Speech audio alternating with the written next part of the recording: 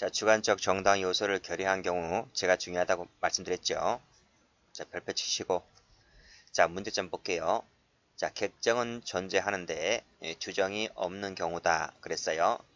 기억 체크하시고. 이제 정당방위 긴급피난 자구행위 사례는 많이 있습니다. 그 중에서 이 정당방위 사례가 제일 출제가 많이 되기 때문에 기억 정도는 꼭 좀 기억을 해 두셔야 돼요. 읽어볼게요. 갑은 평소 원한이 있던 을을 사살했는데 갑이 총을 발사하기 직전에 을 역시 갑을 살해하려고 조준하고 있었다. 그래서 빵 쐈다는 거죠. 우연방위 사례입니다. 자, 여기서 노트 펴볼게요. 자, 노트를 펴보시면 중간에 있는 이 중간 그림입니다. 자, 우리 전 시간에 제가 뭐라고 했어요? 정당방위가 되려면, 여기 정당방위가 되려면 객정도 있고 주정도 있어야 된다. 그래야지 정당방위가 된다고 말씀드렸습니다. 자, 그러면 이 우연방위를 볼 텐데요. 이 우연방위는 정당방위와 어떤 차이가 있을까? 여기는요, 이 우연방위라고 하는 것은 객정은 존재하는데 주정이 없는 거야. 위에 것은 있는데 밑에 것이 없는 경우입니다. 이 동그라미 X를 잘 봐두셔야 돼요. 자, 사례 볼게요. 자, 사례를 보면 A하고 B는 둘이 원수지간입니다. 원수지간. 자, 먼저 B가 A를 죽이려고 총을 겨누었다는 거죠.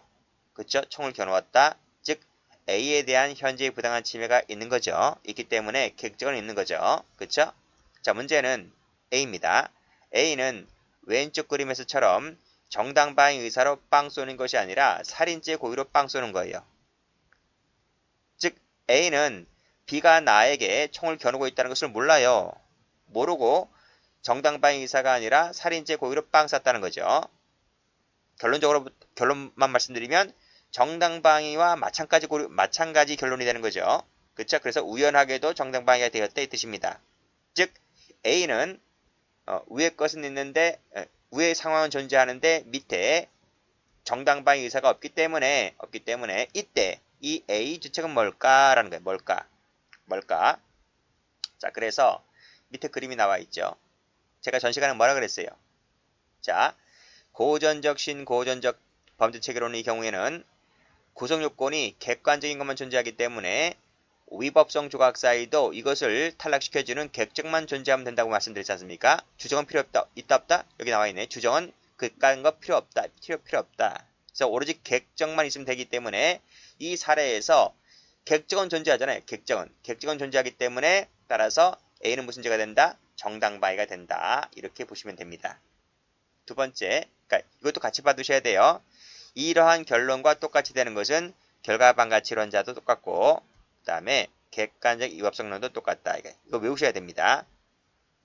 두 번째, 목적적 범죄 체계론을 가보게 되면 구성요건이 주관적인 것밖에 없기 때문에 따라서 위법성 조각 사이도 주정만 필요하다. 그런데 이 사례에서는 주정이 없다고 했었잖아요. 그렇죠? 없단 말입니다. 그래서 주정이 필요로 하는 이 목적적 체계론에 가보게 되면 이 사례에서는 주정이 없기 때문에 정당방위가 없기 때문에 이때는 정당방위가 되는 것이 아니라 살인죄 기수가 됩니다. 살인죄 기수. 자, 세 번째. 자, 이 1번과 2번이 합쳐진 것이 합일태적이라고 말씀드렸죠. 그렇죠? 합일태적 말씀드렸습니다. 그래서 구성요건이 객, 주가 모두 필요하기 때문에 위법성 조각 사이가 되려면 객정도 필요하고 주정도 필요하다. 그래서 여기서도 합일태적도 주관적 정당 요소 필요설인 거죠. 필요설입니다. 자, 그러면 이 절충설에 해당되는 합일태적 범죄 체계론에 따랐을 때는 어떻게 처리할까? 1번은 정당방위, 2번은 살인죄 기수, 3번은 뭐가 될 것 같아요? 1번은 무죄잖아. 1번은 무죄고 2번은 기수면 이 두 개를 합친 절충설이 뭐냐고. 미수지, 미수. 무죄와 기수 사이가 미수 아니야? 미수가 된다니까요. 미수가 되는데 보세요. 지금 여기 사람이 이렇게 서 있잖아요. 자, 총알이 두 방 날아갑니다. 빵! 빵 쐈단 말이죠. 근데 빵빵 쐈는데 위에 것은 있어요. 객정은 있는데 이 밑에 것이 없잖아요. 자, 객정이 있습니다. 객정이 있으니까 위에 있는 총알은 통과를 못해요. 그러나 밑에 총알은 막아주는 부분이 없기 때문에 그냥 관통해버린다니까요. 이렇게 관통을 해버려요. 자, 보세요. 자, 다리에 총이 맞았습니다. 다리를 뚫고 지나갔습니다. 죽습니까? 안 죽습니까? 다리에 총 맞으면 죽어요? 안 죽어요? 안 죽잖아요. 안 죽죠? 죽을 뻔했잖아요. 그냥 부상만 당할 뿐이지 팔다리가 다리가 관통했으니까 다리가 어떻게 됐을지 다리가 뭐 부러뜨렸든지 관통했든지 그쵸? 죽진 않잖아요. 그래서 죽을 뻔했기 때문에 미수가 되는 거예요. 그러나 죽을 뻔했다는 위험성이 존재하기 때문에 불능미수다. 불능미수. 그래서 우리 학자들 다수설은 죽을 뻔했다는 위험성이 존재하기 때문에 불능미수를 유추 적용합니다. 불능미수를. 이 불능미수 효과 27조 가보면 효과 어떻게 되어 있습니까? 임의적 감경하거나 면제한다고 해서 임의적 감면으로 되어 있습니다. 그래서 이것도 다 숙지를 해 두셔야 돼요. 됐어요? 됐어요. 그래서 이 사례 같은 경우에는 이 다수설 하벨트적 범죄 체계론에 가보게 되면 자 여기 그림 나와 있지? 여기 위에 거 객정은 존재하고 밑에 건 존재하지 않아서 관통해 버린다. 그쵸? 위에 것은 존재한다 그랬지? 결과반가치입니다. 결과반가치. 결과반가치는 탈락된다. 탈락된다. 그러나 행위반가치는 존재한단 말이에요. 요것도 알아두셔야 돼요. 행위반가치가 뭔다? 심보가 나쁘잖아요. 살인죄 고의가 있는 거니까. 살인죄 고의가 있는 거. 결과는 좋은 거잖아요. 결과는 좋았기 때문에 결과반가치는 탈락되지만 심보가 나쁜 심보잖아요. 그래서 행위반가치가 존재하므로 불능미수를 유수적용하겠다. 이것을 알아두셔야 됩니다. 됐어요? 됐어요. 다시 한번 정리할게요. 자, 고전적, 신고전적 범죄체결론자들 주관적 정당요소 불효설이다. 그래서 이것을 정당방위로 푼다. 목적적, 자, 행위반가치론자, 주관적 위법성론, 이론적 인적법도 나와있지? 이론적 나와있어요. 필요설이지만 살인죄 기수다. 하불태적은 이원적입니다. 이원적, 불능미수가 되면서 불능미수를 유수정하면서 임의적 감면이다. 결과반가치는 탈락되지만 심보가 나쁘기 때문에 행위반가치는 존재하므로 불능미수를 유수정한다. 이것을 꼭 좀 숙지를 해 두셔야 돼요. 자, 그러면 교재 한번 와볼게요. 자, 교재를 와보시면 여기 견해 드립 나와 있죠? 제가 말씀드렸지? 위법성 조각설. 이게 뭐야? 무죄설이야, 무죄설. 무죄설. 정당방위설입니다. 그리고 위에 것은 위법성 조각, 밑에 것은 기수범, 그 다음 것은 불능미수범. 그쵸? 자, 위에 것 갑니다. 자, 위에 것은 뭐였어요? 신고전적 또는 고전적 범죄체계론자들입니다. 자, 밑에 것은 뭐였어요? 목적적 범죄체계론자들이었고 밑에 것은 하빌태적 범죄체계론자들이었다는 거죠. 자, 올라가 보시면 자, 고전적, 신고전적 범죄체계론자들은 주관적 정당 요소 그딴 거 필요 없다. 야, 그쵸?